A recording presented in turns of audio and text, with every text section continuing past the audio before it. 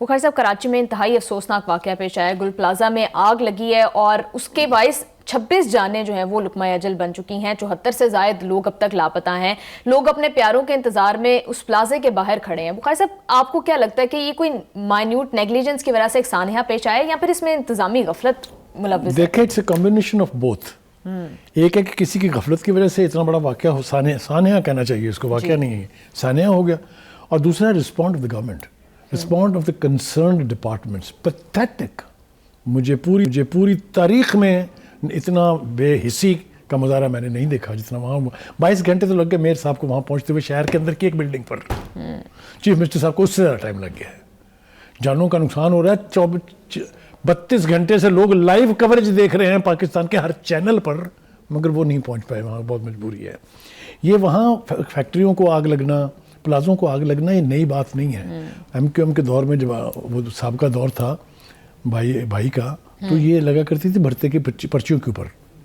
North Nazimabad में मैं कराची में कुछ देर रुका, तो 3 फैक्ट्रियाँ तो मेरे होते होते जल गई थी, इसलिए कि बता नहीं दिया था उन्होंने। तो एक तो ये बल्दिया, कितना बड़ा सानिया है बल्दिया, जिसमें 500 के करीब लोग जो हैं वो दम घुट के और जल के मर गए।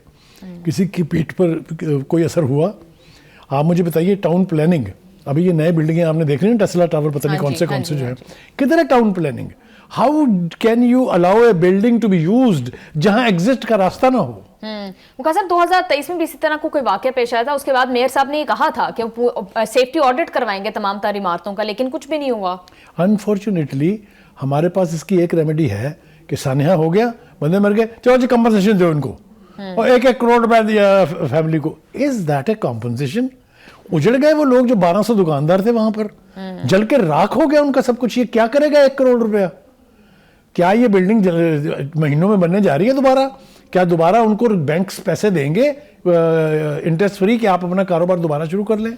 जी, कहने का मतलब ये है, ये बेहिसी जो है ये काबिल बर्दाश्त नहीं है और बेहिसी हुई है। जी, फायर डिपार्टमेंट क्यों एफिशिएंटली परफॉर्म नहीं कर पाता है? जब भी इस तरह को कोई वाकया होता है तो हम देखते हैं कि उनकी ट्रेनिंग क्यों इस तरह से नहीं की जाती? कैपेसिटी बिल्डिंग नहीं है। देखिए, तजर्बा ये कहता है कि वो अगर अपनी जान, देखे ना, एक फायर फाइटर गया ना इसमें, वो अपनी जान पर खेल के भी जाए कहाँ से?